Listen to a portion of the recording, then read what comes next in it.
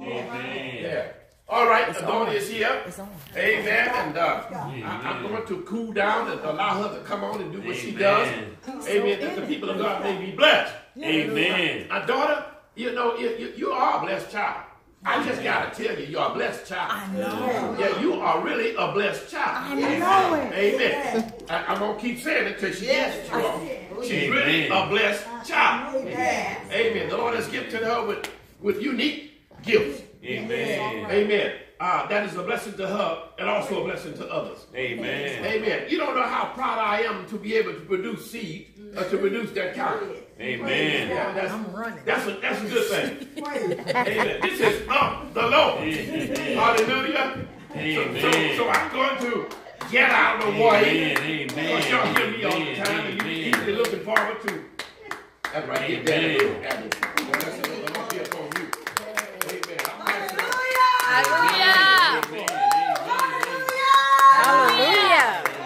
Hallelujah.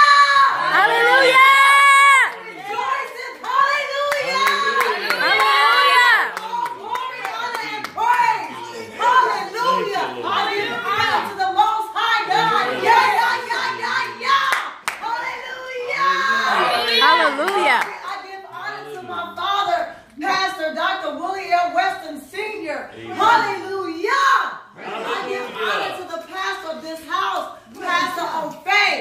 Hallelujah. Honor to you. I give honor to Pastor Carter. Hallelujah. I give honor to all those who have gone on before me, all of my aunts, my beautiful aunties, my beautiful mother back there, Sister Barnesdale, brother, and I want to say Deacon and Evangelist Walter and Evangelist Carter, and I'm telling you, my beautiful aunties, I love you all so much, and I honor you all. I am so humbled. You all don't know when I come in here and when the Lord gives me a word, I'm like, who am I? I'm the least of them, the teeniest of them, the weakest of them. And then he puts a word in my belly and I'm so excited, I'm so on fire, I want to fly, on the flame of the word. But I know it is of the Lord that he gave me this word. And my father, when he opened up his mouth and began to speak on the blessings of Abraham and on what Jacob had to go through to maintain and fight for the blessing, he had to wrestle with an angel.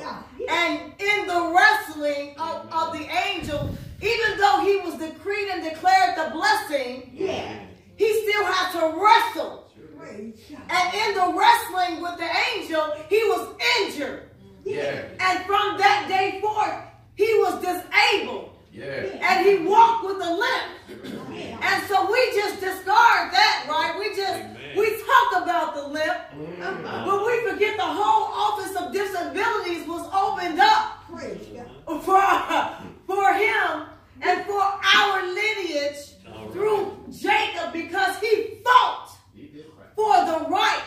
He wrestled with that stronghold and that principality, and he maintained the integrity of that blessing and said, I don't care what we have to do, but you're going to bless me right here, right now. And I thought about that thing, and I wrestled with that for a while. And I said, Lord, what do we have to do in order to get what was spoken over our lives?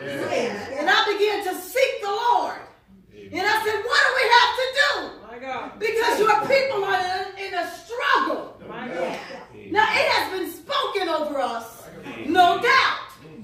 But there is a struggle. I am looking at the spirit of oppression and depression that is hovering, but yet the blessing has been spoken. So what is this gap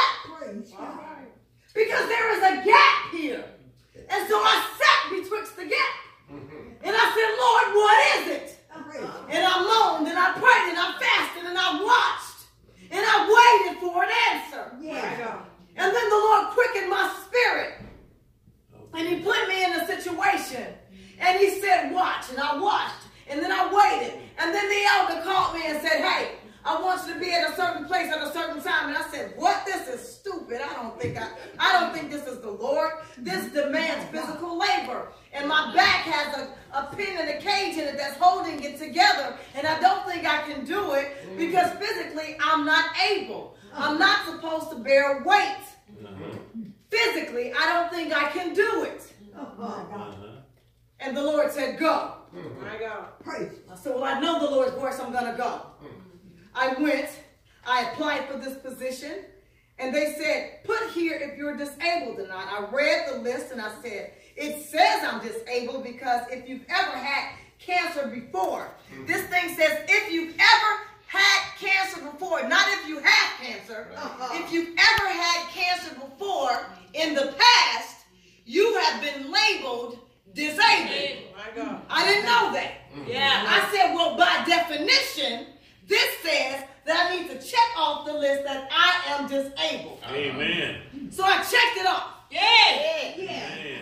And I sent in the application. Okay. Just a seasonal job. It's just over on January. So I'll just put it in there and I'll do it. It says use your own vehicle and you can just put the parcels at the door, ring the doorbell, and say UPS. And I'm like, I can do that. It's my vehicle. I can get paid and I can just go on my way.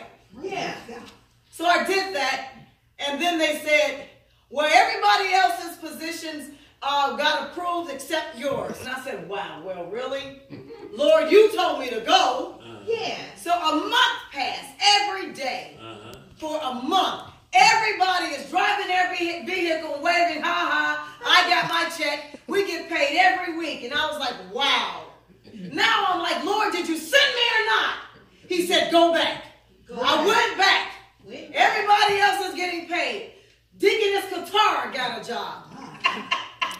Elder Melina got a job. People down the street driving, they got jobs. And I'm like, but you told me to go. Right. I still didn't get a job. I had not been employed in so long. I had dust on my application, on my resume. I just said, forget it. Lord, I obeyed you. I'm done. I went back. The lady said, I don't understand it. Everything you've done, nobody has been turned away. We have never turned anybody away. Amen. My God. 6 weeks later, I was like, I don't know what to do. I've done everything you told me to do, Lord. I fasted, I prayed. I meet you at this time every day. He said, pray. And I want you to command the blessing upon your people. I said, Father, I pray. In the mighty name of Yeshua HaMashiach, I speak to this area. And I speak to all those people who have been denied employment. Yes, God. That their weight would be lifted off their backs. Right. That you would speak to that spirit of oppression and that the doors will be open and that this season will be lifted off of them. No more of a season of oppression. That the spirit of oppression, he said, stop. And I said, stop what? He said, never speak to a season again. I said, what? This is the Lord speaking to me. He said, I want you to speak to the principality. I said, what? He said, tell the principality to yield its fruit. Okay. And I said it in my little squeaky voice, yield your fruit. Because I had no knowledge of what I was doing. He said, say it again. I said, yield your fruit. He said, say it again.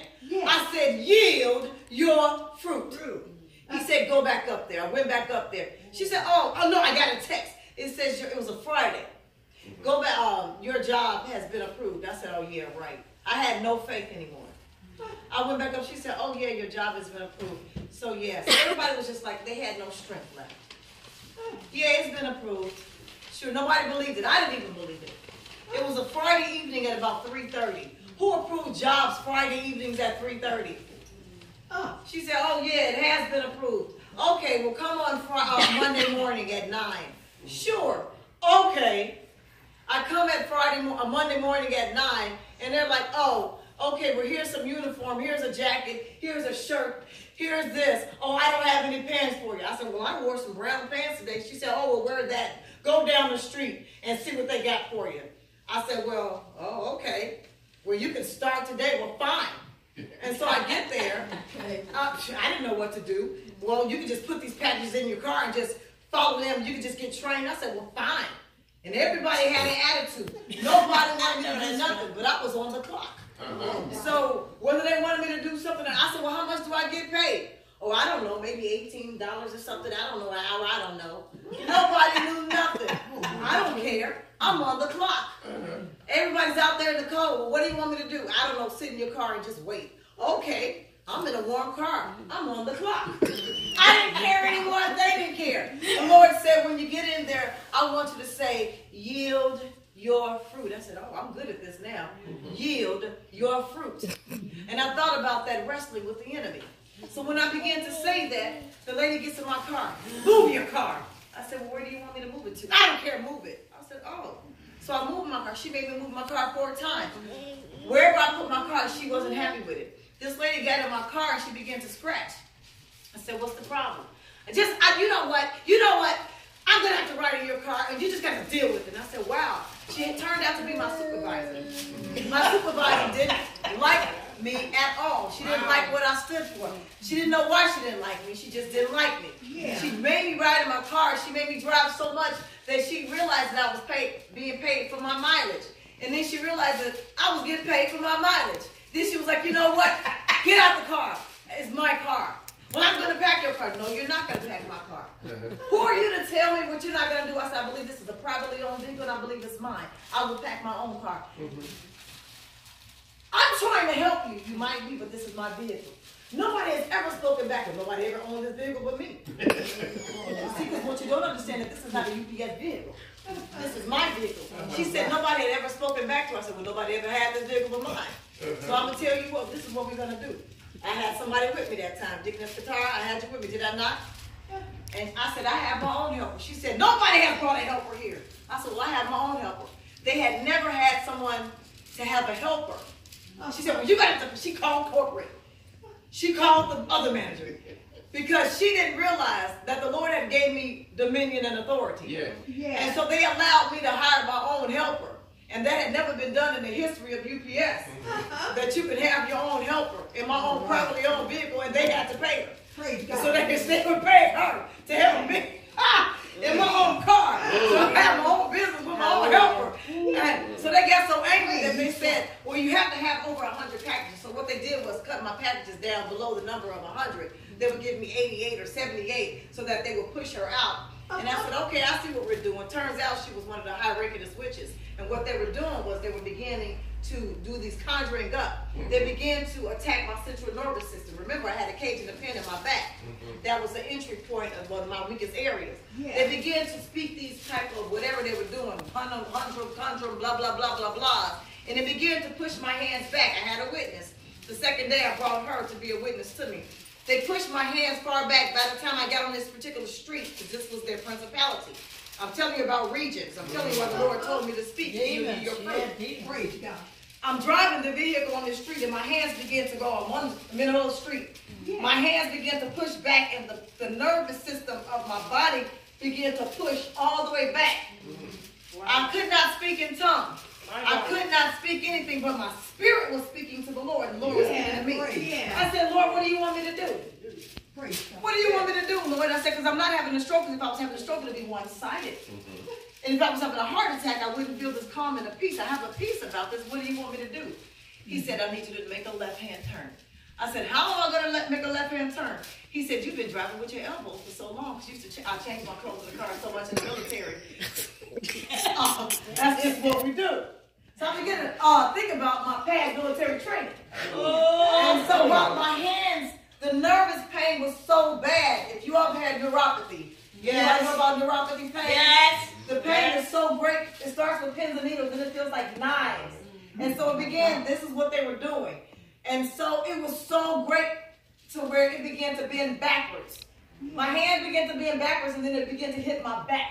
I began to just bend backwards, but it put my elbows right into the grip. I began to laugh and say, is that all you got? Yeah. You big dumb devil. I took my elbows and made a left turn on 45th and Indianapolis Boulevard. Turn left. because I'm really good at elbow driving. I made a left-hand turn, but the pain was so great. I'm making a left-hand turn with ease, and I turned. And I said, Lord, you are so awesome. Amen. But this really hurts. I wasn't able to do anything, but since it was a red light, I said, Lord, what can I do? I couldn't. I had my phone in my hand, but my hands began to bend backwards. Yeah. And so the phone dropped out. But I was able to push with my elbow the phone. I was able to call Elder V. I couldn't call 911 because you had to push the emergency, which was up on my dash, and I couldn't reach that. I said, Elder V, are you at work? She said, yes, hello. I said, Elder V, can you pray? And she said, yes. I said, I need you to pray right now. That's all I could get out of my mouth. I couldn't speak anything else to say what was happening because it was so much pain. She began to pray right there. I said, thank you. She hung up. I was able to call Qatar because that was the next phone that was on there. I wanted to call my husband. He actually was home that day. I said, Qatar, I'm going to need your help today. That's all I could tell Qatar that day. You remember that phone call, Deaconess? That's all I could say. She said, okay, because I didn't know what kind of help I was going to need that day. I just didn't know. But I knew this was a demonic attack. I said, okay, Lord, what else you want me to do? He said, drive. I made that turn. The phone hung up. I made that turn. By the time I got from Indianapolis to Kennedy, I was out of the principalities region. Remember, they're regional. I'm learning all this as we're going. I'm telling you all something. Yeah. When I got to Kennedy, it lifted. It just straight lifted. And I laughed and said, ha, you big dummy. Is that all you got? I live on Kennedy. That's my region. Yeah. I was like, ha! So then I turned back over there and said, wait a minute now. I turned back. The pain started again. I said, oh, I see what you're saying. Lord, you want me to gain regional access. You want me to command authority over here. You're expanding my boundaries. That's what you want me to do. So I turned back. I said, Lord, okay, I see. You want me to say, yield your fruit. So you want me to tell them, before they go, they had to give what they stole. Before you bind and rebuke a devil, a demon, the witch who takes from your soul, they drain your emotion, they exhaust you, they wear you out. This is what the witches and the warlocks, that's all they can do. They project their soul, they project their emotion. I'm just telling you, if you're being worn out, if you're being attacked in your body, this is what they do. And I said, oh, but before you go, you got to yield your fruit. You got to give back what you stole. Sevenfold. So this is what Jacob was wrestling with the angel. He was saying, wait a minute now. This is for my seed. This is for my seed. He was wrestling. And when he became disabled, he was saying, wait, because see, you promised for my seed and my seed. If you notice, even when Joseph, when he went through, he was saying this is for the seed. He was sent ahead of the family for the seed and the seed. Even when Jacob was about to die, he said, call my people together. He said, this is the blessing I'm about to put on you for my seed and my seed. So everything that we're going through, when my father just said, when he opened up his mouth before I came up here, he said, the blessing is for the seed and the seed. So I'm just saying, when the Lord opened up the door, it ain't about UPS, y'all. It was about the blessings of opening up the doors for the seed and the seed. It was about saying, I'm opening up the region so that our people can get the blessing that was laid out, because these principalities had overtaken the region, and that's the reason why we couldn't get the jobs, couldn't get the houses, couldn't get our lands, because somebody had to stand in the gap and fight over the region. Because see, there was a shifting and a changing of the guards from the elderly, right? See, our elders are saying, okay, now somebody young has got to stand in the gap. And so I'm just here to tell you that somebody is here. Aunties, Papa, uncles, aunties, sisters, and brothers, to say we're here. This next generation, TT, we're here standing in the gap. We're erasing those gaps and those lines. And we're here saying we're going to be like Psalms 1. We're going to be rooted and planted by the rivers of water. And we're not like any other tree. We're going to be like those coniferous trees. That's the evergreen trees. That's those, we're not just seasonal trees. We're all the time. We're just not waiting on the sun to shine. We're always green. We got it going on. We're not just waiting on the seasons. We're forever rooted and planted and grounded. And we bring forth our fruit all the time. We're not waiting on this everything to just work in our favor. We're saying we are the favor.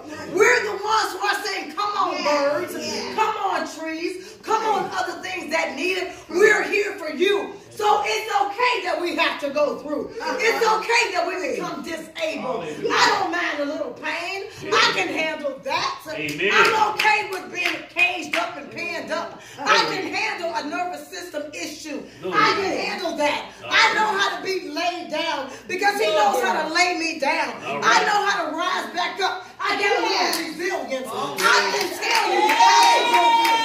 See, we have to learn how to go through. You can go through, baby, and still minister. You can go through, honey, and still stand strong. You don't have to be the center of attraction to be in the center of his will. Oh, I know what I'm talking about. So when God lays you down, he said, I'm the one who lays you down by green pastures. I'm just telling you how to go through. So when the Lord allows you to go through, know that it's for a reason that rejection comes. Know that it's for a reason that he allows you to hear the word no. It's a reason why he allows you to be alone. It's a reason why he allows you to feel pain and anguish and loneliness and a little strife. Recognize the fact that he knows what he put in you, that is the strength of him. He says that it is my strength that's in you. When you are weak, it's his strength. Amen. So when people see you weak, and then you come out like a bull out the pen, they say, what is that? And you can turn and say, it's the glory of the Most High God. Amen. And when they're drawn, then you can lift them up. He said, if I be lifted up, it's for his glory. It's not for me, it's for his glory. His glory. All And right. so when the white folk came to me, and I'm wrapping up, when they came to me, listen, folk, I've only been there a week. 1 week. All right. And the principalities fell. My God. Amen. And they came to me and I said, yield your fruit. I didn't speak it to nobody else. Very quietly. Yield your fruit. Because authority is in his presence. You don't got to be loud. Amen. Oh, they know. They know. All right. He came to me. They all came to me and said, I despise you. I said, I know you do. I despise that you go to church, that you get to go to church on a Saturday. Whoa. This is what he told me. I've never heard of that in all my life. I said, you're a liar. And you have lied since the day I've met you. I was talking to the Spirit of God. You have lied since the day I've met you. All right. I said, you've heard of thou shalt not kill and thou shalt not steal. And remember the Sabbath day to keep it holy. The devil knows that. That's what I told him yesterday. He said, well, I don't believe the Bible. I said, the devil believes and he trembles. All right. He shut up and he turned around and he left me alone. I said, now yield your fruit. I said it anyway. And he turned around. So when the boss came by, the boss actually came by that day. And when the boss came by, he said, Adriane, did you want to do something else? I said, I sure do. He said, well, you might want to slow down because you're going to meet that boy on the other side. I said, I don't care if I meet him. I don't have a problem with him. I don't got the problem with the spirit that dwells in him. That's already taken care of. Now, what you got for me? He said, go do this and this. I said, no problem, Captain. I got you. So when I went around there and I met the guy over there, I said, oh, are you still spreading rumors? Because I'm back. Now yield your fruit. And I took those hours. I said, because you've been stealing long enough. You're a thief and you're going to pay it back sevenfold. You're a thief and you're going to pay it back sevenfold. And I began to just bless the Lord on my soul. And I thought about this. And so they asked me, they said, Adriane, you preach, and I'm going to say it because it needs to be said. They said, you preach, don't work on the Sabbath. Why would you go to work on the Sabbath? And I said, let me tell you something. The Lord said the Sabbath was made for man, not man for the Sabbath. I have a son, and my son is dealing with depression and suicidal thoughts and suicidal tendencies, which is a demonic principality that is trying to overtake his mind. And on the Sabbath, they offer some hours, and these hours will help pay for his rent. And so his rent, the Lord said, go and take down that principality and take that money and you pay that boy's rent so that that lying spirit that has been telling him that he cannot afford because they're not paying him at his job. They lied and told him that they would pay him $500 a week at AT&T. Yes, I'm going to expose it because I'm putting this on YouTube. They told him that they would pay him $500 a week. I can make that money just like that on a Sabbath. Steal that money that they've been stealing back. Steal it back from the enemy. And give it to the landlord so that that liar won't lie to my son and cause him to kill himself because he's trying to lie to my son and tell him to kill himself on Christmas Eve. This is the lie that they told my son, Adam Alexander Green, so that he would kill himself on Christmas Eve 2018. This is why I'm exposing it. Because this is the lie. So that's the reason that the Lord opened up the door for me to save my son's life.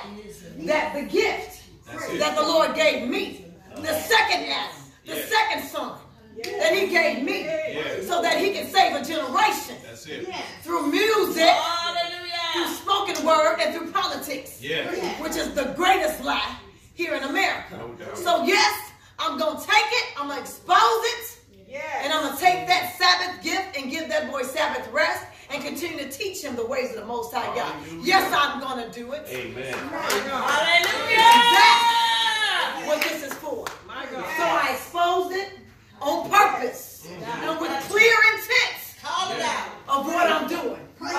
Because you're not going to take the seed that the Lord has promised. That's it. And thank you, UPS. And thank you, lying devil, you've been exposed. And I glorify the Most High God. In Jesus' name. In Yeshua HaMashiach's name.